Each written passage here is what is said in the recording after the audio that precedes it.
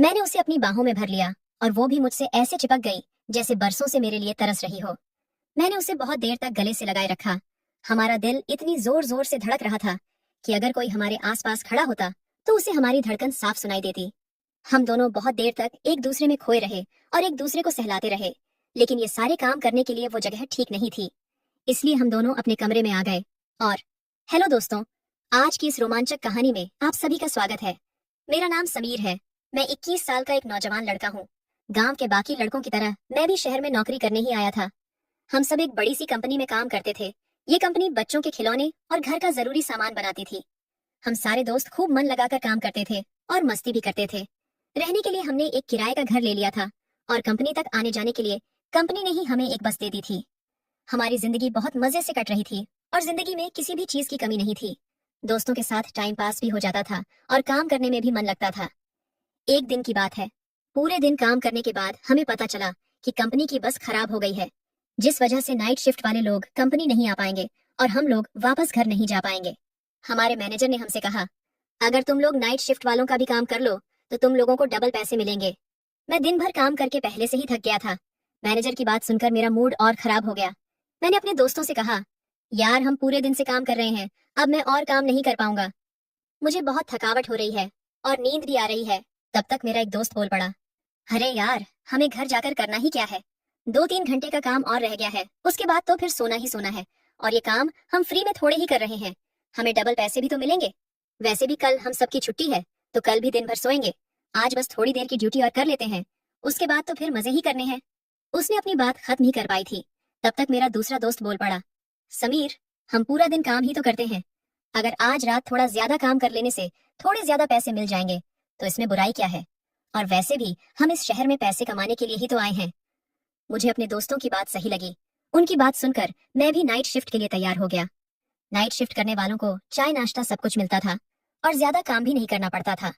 हम सब ने साथ मिलकर सारा काम खत्म किया और हंसी मजाक में रात कब गुजर गई पता ही नहीं चला। काम खत्म करके हम सब वापस अपने कमरे में आ गए। आज छुट्टी का दिन था तो सब आराम करने में लगे हुए थे।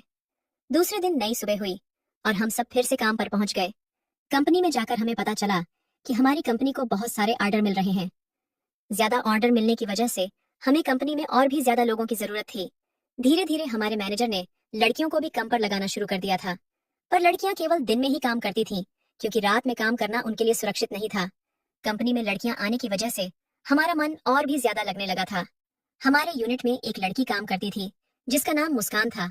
वह बहुत ही सुंदर और प्यारी सी लड़की थी। मुस्कान बहुत ही मेहनती थी। वो कभी किसी काम के लिए ना नहीं बोलती थी और 2-4 लोगों का काम वो अकेले ही कर लेती थी। हमारी कंपनी को बहुत ज्यादा ऑर्डर मिलने लगे थे, इसलिए धीरे धीरे करके हमारी कंपनी में लोग बढ़ते ही जा रहे थे। पर अभी भी हमारी कंपनी को और ज्यादा लोगों की जरूरत थी। देखते देखते काम इतना ज्यादा बढ़ गया कि हम लोग रात में भी काम करने लगे। धीरे धीरे लड़कियों ने भी नाइट शिफ्ट करना शुरू कर दिया था।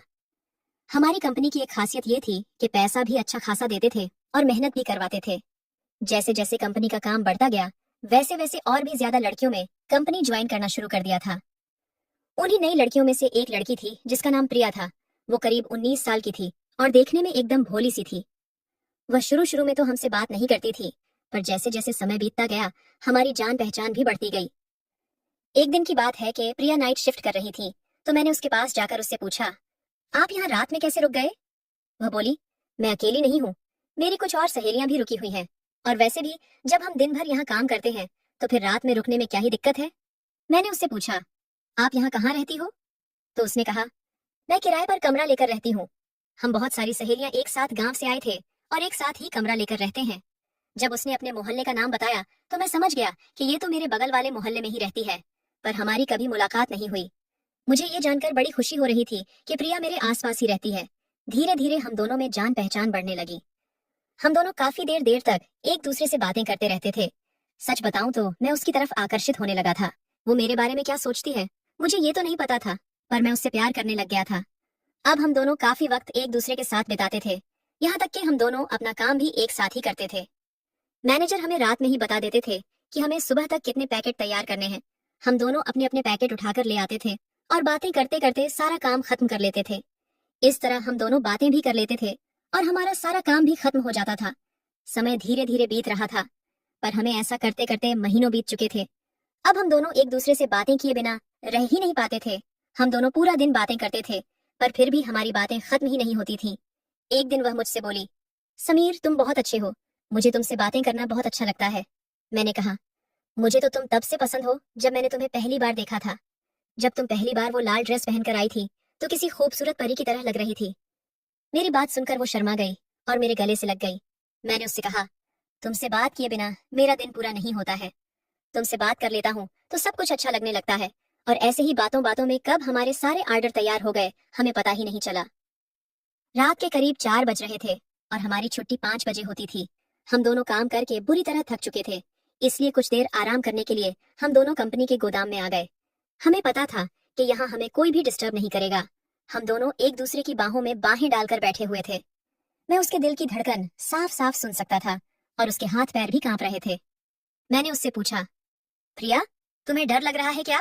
वह बोली, नहीं, बिल्कुल नहीं, मुझे किस बात से डर लगेगा। लेकिन मैं समझ गया था कि मुझे उसके शरीर की कंपन को कैसे खत्म करना है। फिर मैंने उसे अपनी बाहों में भर लिया और वो भी मुझसे ऐसे चिपक गई जैसे बरसों से मेरे लिए तरस रही हो। मैंने उसे बहुत देर तक गले से लगाए रखा। हमारा दिल इतनी जोर जोर से धड़क रहा था कि अगर कोई हमारे आस पास खड़ा होता तो उसे हमारी धड़कन साफ सुनाई देती। हम दोनों बहुत देर तक एक दूसरे में खोए रहे और एक दूसरे को सहलाते रहे, लेकिन ये सारे काम करने के लिए वो जगह ठीक नहीं थी, इसलिए हमने ज्यादा कुछ नहीं किया। मैं नहीं चाहता था कि उसकी इज्जत पर कोई आंच आए। फिर हम दोनों ने प्लान किया कि हम दोनों कल छुट्टी ले लेंगे। सुबह हुई और हमारी छुट्टी भी हो गई और उसके बाद हम दोनों अपने अपने घर आ गए। प्लानिंग के हिसाब से हम दोनों ने आज के दिन की छुट्टी ले ली थी।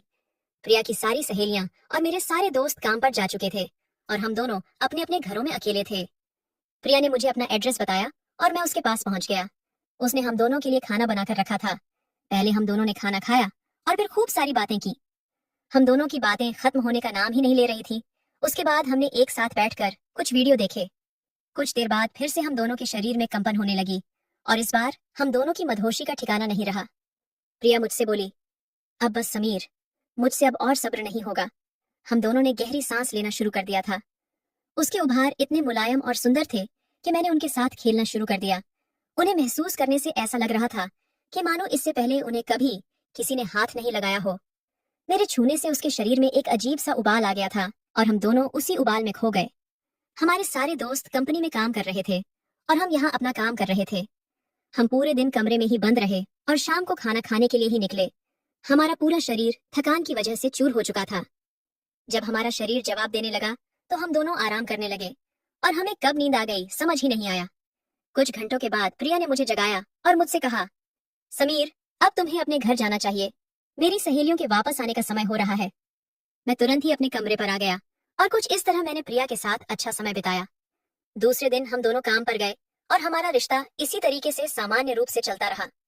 कमेंट करके जरूर बताइएगा कि आपको ये कहानी कैसी लगी। अगर आपको ये कहानी पसंद आई हो तो इसे लाइक करें और अपने दोस्तों के साथ भी शेयर करें। आगे भी ऐसी रोमांचक कहानियों के लिए हमारे चैनल को सब्सक्राइब करें और बेल आइकन दबाना ना भूलें।